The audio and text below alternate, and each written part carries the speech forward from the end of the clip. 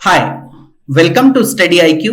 Study IQ में आपका बहुत बहुत स्वागत है। मेरा नाम है राकेश गवालरे और आज के इस वीडियो में हम लोग बात करने वाले हैं 1 सितंबर 2021 से 15 सितंबर 2021 तक का जो छत्तीसगढ़ विशेष करंट अफेयर है उसके बारे में। तो आइए स्टार्ट करते हैं। मैं हमेशा की तरह इस बार भी डेटा आपके सामने एमसीक्यू के माध्यम से रखूंगा ताकि पॉइंट्स आपको क्या रहे, नीट एंड क्लीन रहे, अलग अलग रहे, किसी प्रकार का कंफ्यूजन क्रिएट ना हो। तो आइए स्टार्ट करते हैं। पहला प्रश्न आपके सामने है, राजीव गांधी ग्रामीण भूमिहीन कृषि मजदूर न्याय योजना का पंजीयन शुरू कर दिया गया है, इसके संबंध में कौन सा तथ्य सत्य है? तो देखिए, ये जो योजना है राजीव गांधी ग्रामीण भूमिहीन कृषि मजदूर न्याय योजना, ये योजना काफी दिनों से न्यूज में है। पहले भी मैं करंट अफेयर में इसके बारे में आपको कई बार डिस्कस करा चुका हूं और आगे भी इसके ऊपर क्वेश्चन बनने की बहुत संभावना बनती, क्योंकि ये छत्तीसगढ़ सरकार की काफी महत्वाकांक्षी योजना है। ये कुछ इसी तरह से है जैसे किसान सम्मान निधि। सरकार क्या करती, किसानों को कुछ अमाउंट ईयरली दे देती है ताकि वो अपने जो कृषि है उसमें उसका उपयोग कर सकें, अच्छा खाद बीज ले सकें। तो ऐसे ही हमारी छत्तीसगढ़ सरकार ने भूमिहीन जो कृषि मजदूर हैं, भूमिहीन कृषि मजदूर का मतलब क्या, ऐसे मजदूर जिनके पास कृषि नहीं और वो दूसरे के खेतों में जाकर मजदूरी करते हैं और उनसे अपना जीवन यापन चलाते हैं, तो उनकी मदद करने के लिए सरकार क्या 6,000 पर ईयर के हिसाब से प्रत्येक ऐसे परिवार को अमाउंट देगी और वो अमाउंट क्या बैंक अकाउंट में ट्रांसफर कर दिया जाएगा। ये वो योजना है।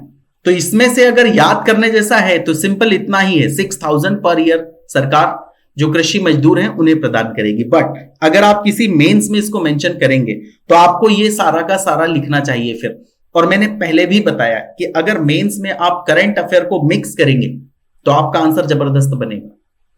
तो ये सारी चीजें मेंस में लिखने लायक है। योजना का लाभ 10 लाख से अधिक भूमिहीन कृषि मजदूरों को मिलेगा, ये डेटा लिख सकते हैं आप। कैसे? मान लीजिए ऐसा प्रश्न आ गया कि बताइए कि छत्तीसगढ़ सरकार जो भूमिहीन कृषि मजदूर हैं या फिर जो निचले तबके के लोग हैं उनके लिए किस प्रकार से योजनाएं चला रही हैं और उन्होंने क्या क्या काम किए, तो फिर आपको ये लिखना ही होगा। फिर देखिए, डेफिनेटली इसके लिए रजिस्ट्रेशन कराना होगा, तभी सरकार के पास डेटा पहुंच पाएगा। तो यहां पर उन्होंने उसकी एक समयावधि दी है, एक स्पेसिफिक टाइम पीरियड दिया है, उसमें रजिस्ट्रेशन कराना होगा जो मुखिया होगा उस परिवार का, तो डेफिनेटली उसको इसका एडवांटेज मिलेगा। राजीव गांधी ग्रामीण भूमिहीन कृषि मजदूर न्याय योजना का लाभ प्राप्त करने हेतु इच्छुक ग्रामीण भूमिहीन कृषि मजदूर परिवारों के मुखिया को निर्धारित समयावधि में राजीव गांधी ग्रामीण भूमिहीन कृषि मजदूर न्याय योजना के पोर्टल, ये पोर्टल का नाम है, में पंजीयन कराना अनिवार्य होगा। तो ये पंजीयन करा देंगे तो सरकार के पास डेटा चला जाएगा, तो डेफिनेटली उससे उन्हें बेनिफिट मिल जाएगा। तो इसका आंसर होगा क्या, उपरोक्त दोनों ही सत्य हैं। मैं फिर से बता दूं, एग्जाम में इतने इजी ऑप्शंस आपको नहीं मिलने वाले हैं। अगले प्रश्न पर बढ़ते हैं। फिर आपने कुपोषण के बारे में खूब सुना होगा और इस प्रकार से जो स्वास्थ्य से रिलेटेड जो स्कीम्स होती हैं वो भी जनरली एग्जाम में आ जाती हैं, या उनसे रिलेटेड जो कुछ भी डेवलपमेंट होता है वो परीक्षा में आ जाता है। तो कुपोषण क्या, जैसे मान लीजिए गरीब परिवार है कोई, या खासकर जो आदिवासी समुदाय होता है उनमें ये समस्या होती है कि उन बच्चे को प्रॉपर फूड नहीं मिल पाया, उसे जो प्रॉपर पोषक तत्व या न्यूट्रिएंट्स चाहिए थे वो उसे नहीं मिल पाए। तो उसके लिए हमारी जो केंद्र सरकार है वो हर साल एक राष्ट्रीय सुपोषण माह अभियान करके चलाती है और उसमें पूरे महीने जो लोग कुपोषित हैं, यानी जो बच्चे या फिर बच्चों के जो माताएं हैं वो कुपोषित हैं, तो उनको विशेष आहार प्रदान किए जाते हैं, उनको एक किट दी जाती है। उस किट का नाम क्या है, सुपोषण किट। तो ऐसा ही हमारी छत्तीसगढ़ सरकार ने भी इसको फॉलो किया है। तो ये 1 सितंबर से स्टार्ट होगा और ये पूरे मंथ तक चलेगा, मंथ एंड तक, यानी 30 सितंबर तक। और अगर इस पे प्रश्न सीधा बन जाता है, वैसे तो इतना इजी प्रश्न बनेगा नहीं कि कौन सा महीना राष्ट्रीय सुपोषण माह अभियान के रूप में हमारे छत्तीसगढ़ में मनाया गया या संचालित किया गया, तो वो महीना कौन सा होगा, सितंबर का महीना। अब बात करते हैं प्रदेश में कुपोषण एवं एनीमिया में कमी लाने के उद्देश्य से जन आंदोलन के रूप में राष्ट्रीय सुपोषण माह अभियान की शुरुआत की गई। इसके संबंध में कौन सा तथ्य सत्य है? तो देखिए, जो मैंने बताया वही सब यहां पर लिखा हुआ है। इसके तहत सामुदायिक सहयोग से कुपोषित बच्चों एवं महिलाओं का चिन्हांकन कर उन्हें दवाइयां एवं पौष्टिक भोजन उपलब्ध कराकर सुपोषित बनाने के लिए काम किया जाएगा। गंभीर कुपोषित बच्चों व गर्भवती माताओं को सुपोषण किट का वितरण भी किया जाएगा। ये मैं आपको दोनों पॉइंट्स बता चुका हूं। तो इसका आंसर होगा क्या? उपरोक्त दोनों ही सत्य हैं। आई होप आपको समझा होगा। इसमें याद करने जैसा, सितंबर मंथ राष्ट्रीय सुपोषण माह ऐसा हमने सेलिब्रेट किया है, ऐसा हमने मनाया है, ये ध्यान रखना है। और ये तो बाकी की चीजें तो ये फिर आपको डेफिनेटली याद हो ही जाएंगी। मेंस में लिखना है तो आपको ऐसा ही अच्छे से लिखना होगा। आगे बढ़ते हैं। राज्य शासन ने एकीकृत किसान पोर्टल kisan.gov.in वेब पोर्टल की शुरुआत की है। इसके संबंध में कौन सा तथ्य सत्य है? तो देखिए, ये आपने देखा होगा कि हमारे छत्तीसगढ़ में कई सारी योजनाएं चलती हैं।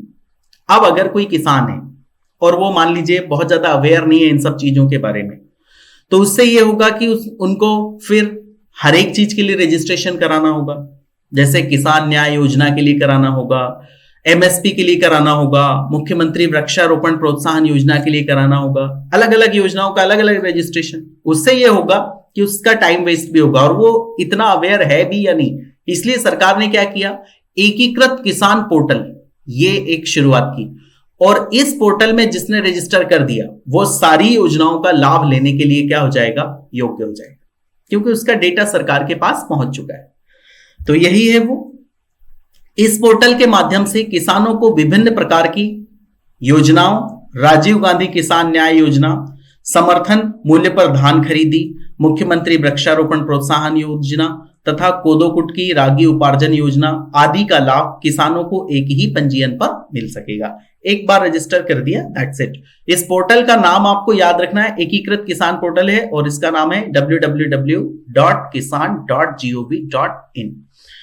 इस पोर्टल के योजनाओं के क्रियान्वयन, प्रबंधन, पर्यवेक्षण और रिपोर्टिंग में भी आसानी होगी। ये जो पोर्टल है डेफिनेटली इससे सरकार को भी काफी आसानी होगी। नहीं तो बहुत सारे पोर्टल्स पे अगर रजिस्ट्रेशन हुआ है और एक ही व्यक्ति के 3-4 रजिस्ट्रेशन हुआ तो डेटा हैंडलिंग में भी बहुत प्रॉब्लम जाती है, बहुत सारा ह्यूमन रिसोर्सेस लगता है। तो इसका आंसर होगा उपरोक्त दोनों सत्य हैं। याद करने जैसा क्या, इस पोर्टल का नाम और जितनी भी विभिन्न योजनाएं हैं उन्हें एक ही जगह, एक ही पोर्टल पर लाकर सबमर्ज किया जाएगा। एक बार रजिस्ट्रेशन करा दिया किसान ने, दैट्स इट। अगले प्रश्न पर बढ़ते हैं। छत्तीसगढ़ राज्य की जनसंख्या में अन्य पिछड़ा वर्ग एवं आर्थिक रूप से कमजोर वर्गों की गणना मोबाइल ऐप के माध्यम से की जाएगी। इसके संबंध में कौन सा तथ्य सत्य है? देखिए, ये बहुत इंपॉर्टेंट मुझे लगता है। उसका रीजन ये है कि आपने सुना होगा नेशनल लेवल पर एक डिबेट चालू थी कि क्या जाति आधारित गणना होनी चाहिए, जनगणना होनी चाहिए। ये एक डिबेट छिड़ी हुई थी।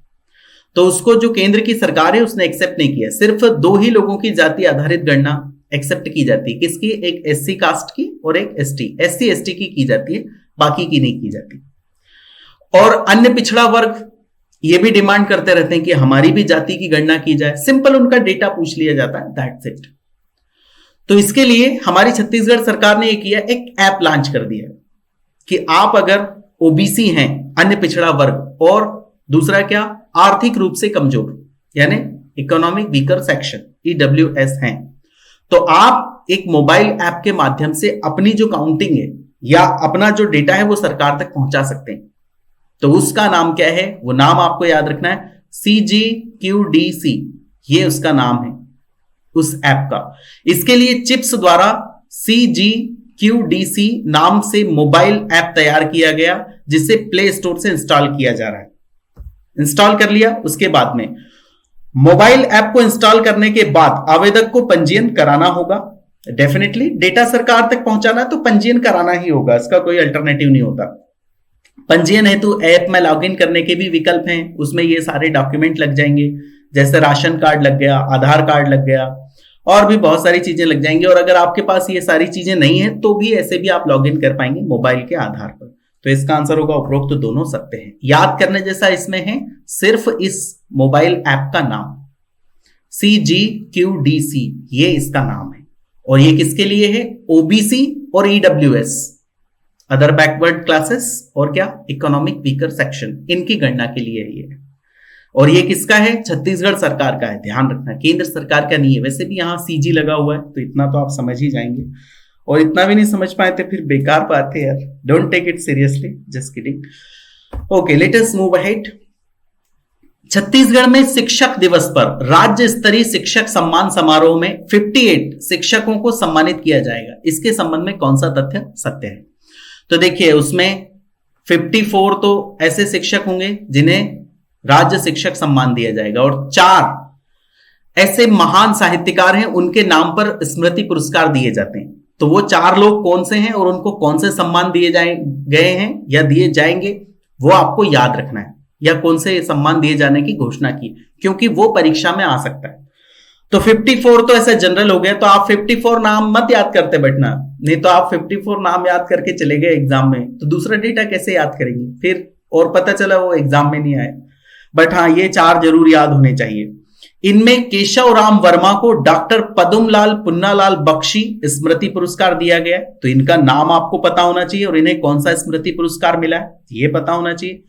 चौवाराम वर्मा को डॉक्टर गजानन माधव मुक्तिबोध स्मृति पुरस्कार दिया गया, ये सेकंड पॉइंट है। विजय कुमार शर्मा को डॉक्टर मुकुटधर पांडे स्मृति पुरस्कार दिया गया, तो ये भी आपको याद रखना है। और कमल किशोर ताम्रकर जी को डॉक्टर बलदेव प्रसाद मिश्र स्मृति पुरस्कार दिया गया। अब ये चारों के चारों आपको याद होने चाहिए, इसमें कोई कंसेशन नहीं, क्योंकि इस तरीके के जो अवार्ड्स होते हैं वो जनरली परीक्षा में आ जाते हैं। तो ये 4 नाम यहां पर मैंने ये बना के भी एक साथ लिखे हैं, आपको याद होने ही चाहिए, इसका कोई अल्टरनेटिव नहीं है। तो इसका आंसर होगा क्या? उपरोक्त दोनों ही सत्य हैं। 54 शिक्षकों को दिए गए और 4 स्मृति पुरस्कार दिए गए, जो महान हमारे जो साहित्यकार हैं उनकी स्मृति में दिए जाते हैं। आगे बढ़ते हैं। सुराजी गांव योजना के गरुआ घटक के तहत अब तक राज्य में निर्मित एवं सक्रिय रूप से संचालित 5,963 गोठानों में से 1,242 गोठान स्वावलंबी हो गए हैं। इसके संबंध में कौन सा तथ्य सत्य है? तो देखिए, ये फिर से मैं बता दूं, ये डेटा अगर आप कहीं यूज करना चाहते हैं तो आपको मेंस में यूज करना है इस प्रकार के डेटा को। अब इसको आगे बात कर लेते हैं। गोठानों को स्वावलंबी बनाने में रायगढ़ जिला पूरे प्रदेश में अव्वल रहा। अच्छा, ये सुराजी गांव योजना, ये इसके बारे में मैं पहले के करंट अफेयर में काफी डिस्कस कर चुका हूं, फिर भी यहां पर मैंने उसका सेकंड पॉइंट इसी के बारे में लिख दिया है। तो देखिए, पहले हम सेकंड पॉइंट रीड कर लेते हैं, फिर फर्स्ट रीड कर लेंगे। राज्य में पशुधन के संरक्षण एवं संवर्धन को बढ़ावा देने के लिए राज्य सरकार द्वारा अब तक 10,107 गांवों में गोठान के निर्माण की स्वीकृति दी जा चुकी है, जिसमें से 5,963 गोठानों का निर्माण पूरा हो चुका है, और वहां पर गोबर खरीदी, वर्मी कंपोस्ट के निर्माण सहित अन्य आय मूलक गतिविधियां संचालित हो रही। आप देखिए, ये इतना आपको डरना नहीं इतना सारा रीड करके, बट मेंस में आया तो मेंस में आपको ये सब लिखना ही होगा, उसका कोई अल्टरनेटिव नहीं है, आप चाहे कुछ भी सोचें। तो देखिए, ये योजना में क्या होता है, सरकार क्या करती है कि जो गोबर होता है उसको सरकार परचेज करती है, किसके द्वारा? उनके जो स्वयं सहायता समूह होते हैं, स्थानीय स्वयं सहायता समूह के माध्यम से उसे परचेज किया, और परचेज करने के बाद में उसको वर्मी कंपोस्ट में वो कन्वर्ट करते हैं, यानी उसका पूरा प्लांट होता है, और फिर वो जब अच्छा खाद बन जाता है तो उसको बेच देते हैं। That's it. यही है सुराजी गांव योजना।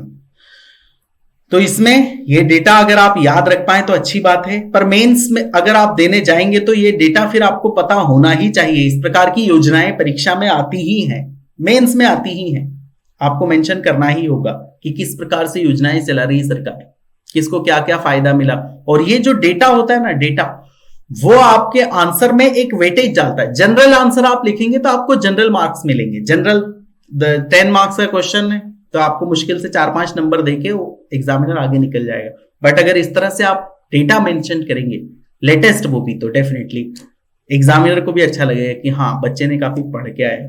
तो इसका आंसर होगा क्या? दोनों सत्य हैं। अभी पहला वाला भी देख लीजिए, ये वाला रह गया। गोठानों को स्वावलंबी बनाने में रायगढ़ जिला पूरे प्रदेश में अव्वल रहा है। ये 3-4 साल से इसके बारे में देखा जाता है, 2-3 बार से, 3-4 साल में 2-3 बार से ऐसा देखा जा रहा है कि रायगढ़ में इसके लिए काफी प्रोग्रेस की गई है। 189 गोठान वहां पर स्वावलंबी हो गए। स्वावलंबी का मतलब पूरी तरह से वो संचालित होने लगे, इनमें काम होने लगा। आगे बढ़ते हैं।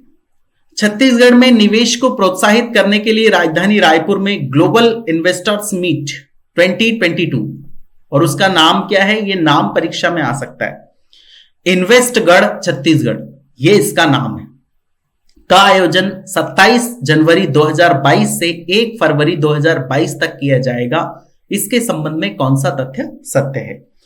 तो देखिए, हमेशा जितने भी स्टेट्स होते हैं वो अपनी अपनी इन्वेस्टर्स मीट बुलाते हैं, उसमें बड़े बड़े उद्योगपतियों को बुलाते हैं वो, और उनसे बोलते हैं कि आप हमारे यहाँ पर इन्वेस्टमेंट करिए। हालांकि इस तरह से इन्वेस्टमेंट आता होगा, अच्छी बात है, मुझे तो इसमें संदेह है।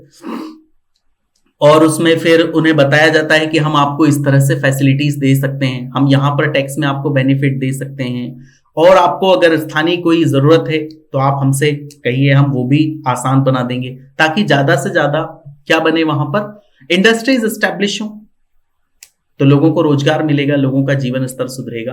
तो ऐसा ही 2022 का जो इन्वेस्टगढ़ छत्तीसगढ़, ये मीट होने वाला है कब? 27 जनवरी से 1 फरवरी 2022 तक। तो ये आपको पता होना चाहिए। अब इसमें वही लिखा है जो मैंने आपको बताया, देखिए रीड कर देता हूं एक बार। इसके माध्यम से विश्व के प्रमुख निवेशक समुदायों, ग्लोबल कंपनियों, बिजनेस लीडर्स, केंद्र एवं राज्य सरकार के अधिकारी, स्थानीय व्यवसायी, व्यापारिक एवं निवेशक संगठनों, सप्लायर, डिस्ट्रीब्यूटर्स, बिजनेस इनोवेटर्स, विचारक, उद्यमियों को एक दूसरे के नजदीक आने का अवसर मिलता है। ठीक है, बेचारे अपना आदान प्रदान करते हैं विचारों का, तो ठीक है, अच्छी बात है, अच्छा है, होना भी चाहिए। वर्ष 2019-20 एवं 2021 में राज्य में नए उद्योगों की स्थापना के लिए 132 MOU साइन हुए थे। MOU तो बहुत साइन होते हैं, जिसमें 58,950 करोड़ का पूंजी का निवेश प्रस्तावित है। इससे 78,000 से अधिक लोगों को रोजगार मिलेगा। अच्छी बात है, हो जाए तो काफी लोगों को रोजगार मिलेगा। बट कुछ हुआ भी है, देखिए यहां पर लिखा भी है। राज्य में इस अवधि में 1564 नई औद्योगिक इकाइयां स्थापित हुई। ये प्रोडक्टिव लगता है मुझे। इसमें 30,000 से अधिक लोगों को रोजगार मिला। चलिए, ये तो अच्छा हुआ है। MOU का मतलब क्या होता है? Memorandum of understanding. ये कोई एग्रीमेंट नहीं होता। MOU तो साइन हो जाते हैं, कोई दिक्कत नहीं। बाद में वो आए, इंडस्ट्री स्टैब्लिश करें ना करें, उनकी अपनी मर्जी होती, तो MOU तो हो जाते हैं। जैसे भारत और अमेरिका का जब भी कोई प्राइम मिनिस्टर लेवल या फॉरेन मिनिस्टर लेवल की कोई मीटिंग होती है, तो उसमें भी बड़े MOU साइन होते हैं, पर इंप्लीमेंटेशन बहुत ही कम होता है। मैं इसको क्रिटिसाइज नहीं कर रहा, होना चाहिए, अच्छी बात है, बट ऐसा होता है। MOU का मतलब एग्रीमेंट नहीं होता। MOU का मतलब होता है मेमोरेंडम ऑफ अंडरस्टैंडिंग। एक हमारे और तुम्हारे बीच में अंडरस्टैंडिंग है कि हम ऐसा करना चाहते हैं और आप ऐसा करवाना चाहते हैं, दैट्स इट। तो इसका आंसर होगा क्या? उपरोक्त दोनों सत्य हैं। अगले प्रश्न पर आते हैं। फिर राजमेरगढ़ के बारे में आपने सुना होगा। गोरेला पेंड्रा मरवाही जिले के सुदूर अंचल के ग्राम राजमेरगढ़ को तपोवन के रूप में विकसित किया जाएगा। इसके संबंध में कौन सा तथ्य सत्य है? तो देखिए, अमरकंटक बहुत ही पवित्र जगह है, इसके बारे में आपने सुना होगा। यहां से नर्मदा नदी निकलती है और बहुत सारे वहां पर साधु संत भी आते हैं, लोग भी आते हैं, और आने के बाद में वो दर्शन करने के बाद कुछ लोग वहां पर ध्यान, तपस्या ये सब करते हैं। इस वजह से इसे तपोवन कहा जाता है। किसे? राजमेरगढ़ को। ये अमरकंटक वैसे तो मध्य प्रदेश में है, बट हमारे CG की बॉर्डर से टच होता है। तो इसमें क्या, इसके लिए सरकार ये चाहती है कि वहां पर कुछ अच्छे अच्छे जैसे केंद्र विकसित किए जाएं, ताकि लोग वहां पर रुके और ध्यान वगैरह करें, मेडिटेशन करें, उन्हें एक मानसिक शांति मिले। तो हमें इंफ्रास्ट्रक्चर अवेलेबल करा के देना होगा ना, तभी तो ये पॉसिबल है। तो उसको सरकार क्या करना चाहती है? विकसित करना चाहती है तपोवन के रूप में। किसको? राजमेरगढ़।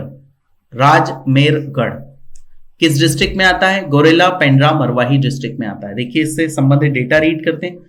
राजमेरगढ़ अमरकंटक से लगा हुआ गांव है तथा यह तपोभूमि है। यहां बैगा आदिवासी निवास करते हैं।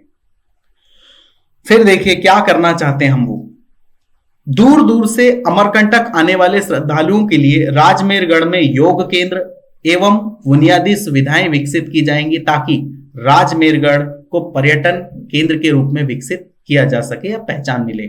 यहां किए जाने वाले निर्माण कार्यों में सीमेंट का उपयोग नहीं होगा, बल्कि आदिवासियों की जीवन शैली के अनुरूप लकड़ी, बांस, मिट्टी का उपयोग किया जाएगा। तो मेडिटेशन ऐसी ही जगह पर लोग करना पसंद करते हैं, थोड़ा नेचर का उसमें टच रहे तो ज्यादा अच्छा रहता है। तो इसका आंसर होगा क्या? उपरोक्त तो दोनों सत्य हैं। याद करने जैसा क्या है? इस गांव का नाम राजमेरगढ़ कौन से डिस्ट्रिक्ट में है वो याद रखना है आपको, और ये अमरकंटक के पास में, इस वजह से इसे तपोवन के रूप में विकसित किया जाएगा। आगे बढ़ते हैं। छत्तीसगढ़ के बस्तर के शिक्षक डॉक्टर प्रमोद कुमार शुक्ला को राष्ट्रपति रामनाथ कोविंद ने राष्ट्रीय शिक्षक सम्मान से सम्मानित किया है। इस संबंध में कौन सा तथ्य सत्य है? तो ये एक बहुत ही अच्छे शिक्षक हैं डॉक्टर प्रमोद कुमार शुक्ला जी, और ये इंग्लिश पढ़ाते हैं, और इन्होंने ये देखा कि बच्चों के दिमाग में इंग्लिश को लेकर काफी डर रहता है। हमारे सीजी में ऐसा अक्सर होता है, जो ग्रामीण एरिया होता है वहां पर। मैं रायपुर की बात नहीं कर रहा हूं। तो उसके लिए इन्होंने ये किया कि एक नाटक हर सप्ताह में एक बार किया जाए, उसमें सब अपना इंग्लिश में डायलॉग बोलें, और ताकि बच्चों के मन में जो इंग्लिश को लेके डर है वो डर हटाने की कोशिश उन्होंने की। किसने? डॉक्टर प्रमोद कुमार शुक्ला जी ने। इस वजह से इन्हें हमारे देश के राष्ट्रपति श्री रामनाथ कोविंद जी ने सम्मानित किया है राष्ट्रीय शिक्षक सम्मान से। तो देखिए यहां पर मैंने लिखा है, डॉक्टर प्रमोद कुमार शुक्ला ने बच्चों के दिमाग से अंग्रेजी का भय दूर करने के लिए सप्ताह में एक दिन अंग्रेजी पाठ आधारित नाटक मंचन कराए जाने का अभिनव प्रयोग किया, जो काफी सक्सेसफुल रहा। डॉक्टर शुक्ला के प्रयोगों पर आधारित 15 से अधिक शोध पत्र अब तक विभिन्न राष्ट्रीय एवं अंतर्राष्ट्रीय स्तर की शोध की पत्रिकाओं में प्रकाशित हो चुके हैं। काफी फेमस व्यक्ति हैं ये। तो इसका आंसर होगा क्या? उपरोक्त दोनों ही सत्य हैं। आई होप आपको समझेगा। याद क्या रखना है? इनका नाम डॉक्टर प्रमोद कुमार शुक्ला, इनका नाम, और इन्हें सम्मानित किया है किसने? हमारे प्रेसिडेंट ने, राष्ट्रीय शिक्षक सम्मान से। आगे बढ़ते हैं। फिर एक और आईपीएस ऑफिसर हैं हमारे छत्तीसगढ़ के, उन्हें भी सम्मान मिला है। आईपीएस अधिकारी संतोष कुमार सिंह को अच्छे काम के लिए इंटरनेशनल लेवल के अवार्ड से सम्मानित किया जाएगा। इस संबंध में कौन सा तथ्य सत्य है? तो देखिए इन्हें कौन सा अवार्ड दिया जाएगा, तो मैंने यहां पर मेंशन किया है। संतोष सिंह छत्तीसगढ़ के कैडर के 2011 बैच के आईपीएस हैं, जिन्हें अमेरिका का प्रतिष्ठित आईएसीपी अवार्ड से सम्मानित किया जाएगा। यह आपको याद रखना है, ये भूलना नहीं, क्योंकि इस प्रकार के जो अवार्ड होते हैं वो जनरली परीक्षा में आ जाते हैं। उन्होंने महासमुंद पद स्थापना के दौरान लगभग 1 लाख बच्चों को सेल्फ डिफेंस का प्रशिक्षण दिलाया था, जो विश्व रिकॉर्ड के रूप में दर्ज हुआ। ये क्या थे? एसपी थे महासमुंद जिले के। उस दौरान उन्होंने 1 लाख से अधिक बच्चों को क्या? सेल्फ डिफेंस का प्रशिक्षण दिलाया, ताकि बच्चे जब उनके ऊपर कोई हमला हो किसी प्रकार का अचानक, तो वो अपनी सुरक्षा कर पाए। तो इसका आंसर होगा उपरोक्त दोनों ही सत्य है। याद करने जैसा क्या है? इनका नाम संतोष कुमार सिंह जी का, और इन्हें अवार्ड कौन सा मिला है ये याद करना है। That's it. आगे बढ़ते हैं। छत्तीसगढ़ की संस्था नॉर्थ अमेरिका छत्तीसगढ़ एसोसिएशन, ये पहले भी न्यूज में रही है, नाचा, इसके बारे में मैं काफी डिस्कस कर चुका हूं पहले भी। नाचा, नॉर्थ अमेरिका छत्तीसगढ़ एसोसिएशन, जो हमारे छत्तीसगढ़ के निवासी थे पहले और आप जाके वो अमेरिका में बस गए, उन्होंने अमेरिका में एक संगठन बनाया, उसका नाम है क्या? North America Chhattisgarh association. और बड़े आश्चर्य की बात है कि ये संगठन काफी न्यूज में रहा है और इसने काफी अच्छे काम किए। देखिए इसे अवार्ड भी मिला है इस ऑर्गेनाइजेशन को, और वो अवार्ड का नाम क्या है? Organisation of the year award से उन्हें सम्मानित किया गया अमेरिका में। तो देखिए इसके बारे में रीड कर लेते हैं। यह अवार्ड अमेरिका के शिकागो में आयोजित 10वें वार्षिक ग्लोबल कम्युनिटी ऑस्कर अवार्ड समारोह में दिया गया है। कहां दिया गया ये याद रखेंगे तो अच्छी बात है। शिकागो में दिया गया 10वें वार्षिक ग्लोबल कम्युनिटी ऑस्कर अवार्ड समारोह में। फिर इसके बारे में भी मैंने लिख दिया है। भारत के बाहर छत्तीसगढ़ की विरासत और संस्कृति को बढ़ावा देने के लिए नाचा की शुरुआत 2017 में शिकागो में हुई थी, और पिछले 4-5 वर्षों में यह एक अंतरराष्ट्रीय संस्था बन चुकी, काफी फेमस हो चुकी है, अक्सर ये न्यूज में रहती है। तो इसका आंसर क्या होगा? उपरोक्त दोनों ही सत्य हैं। याद करने जैसा क्या, नाचा को मिला है organisation of the year award. किसने दिया है, तो ये दिया है ग्लोबल कम्युनिटी ऑस्कर अवार्ड समारोह में उन्हें ये अवार्ड प्रदान किया गया। आगे बढ़ते हैं। छत्तीसगढ़ राज्य बाल अधिकार संरक्षण आयोग के अध्यक्षा किन्हें नियुक्त किया गया, तो ये तो फैक्चुअल डेटा है, याद ही करना है। अक्षता उइके गलत जवाब है, भंडारी देवी भी गलत है, तेज कुंवर नेताम इसका सही आंसर है, तो ये आपको पता होना चाहिए। आगे बढ़ते हैं। राज्य सरकार ने राज्य के महिला समूह द्वारा महिला सहायता कोष के लिए दिए जाने वाले ऋण की सीमा को 1 लाख से बढ़ाकर 2 लाख कर दी। ये सीधा प्रश्न परीक्षा में आ सकता है। महिला समूह आप जानते होंगे, जो स्वयं सहायता समूह होते हैं महिलाओं के, हालांकि पुरुषों के भी होते, उनमें पहले ऋण कितना दिया जाता था, 1 लाख। अब सरकार ने उसको कितना कर दिया, 2 लाख रुपए तक का लोन उन्हें दिया जा सकेगा। स्वयं सहायता समूह आप जानते होंगे, बहुत सारी महिलाएं, मान लीजिए 10-15 महिलाएं कुछ पैसा इकट्ठा करती हैं, बैंक में डिपॉजिट करती है, एक अमाउंट हो जाता है, फिर सरकार अपनी तरफ से भी लोन दे देती है, फिर वो काफी बड़ा अमाउंट हो जाता है, इस अमाउंट से वो बिजनेस ओपन कर लेते हैं। ये सब आप जानते हैं, मैं कई बार पहले भी बता चुका हूं। तो ये आपको पता होना चाहिए कि 1 लाख से बढ़ाकर कितना कर दिया गया, 2 लाख रुपए। महिला कोष के बजट की राशि को 2 करोड़ से बढ़ाकर 10 करोड़ करने की भी घोषणा की है हमारी राज्य सरकार ने। ये 5 गुना कर दिया गया, याद रखना। पहले 2 करोड़ था महिला कोष, अब कितना कर दिया गया, 10 करोड़, यानी 5 टाइम्स कर दिया गया। इसके साथ साथ स्वयं सहायता समूह से जुड़े 12 लाख महिलाओं के सिर से 12 करोड़ 77 लाख रुपए का भी कर्ज माफ कर दिया गया। इतना कर्ज भी उनके ऊपर से माफ कर दिया गया स्वयं सहायता समूह के ऊपर से। तो ये डेटा भी आप याद रखेंगे तो अच्छी बात है। ये आपको याद रखना है, 1 लाख से 2 लाख और 2 करोड़ से महिला कोष कितना कर दिया गया, 10 करोड़। आई होप आपको याद रहेगा। तो इसका आंसर होगा उपरोक्त दोनों सत्य है।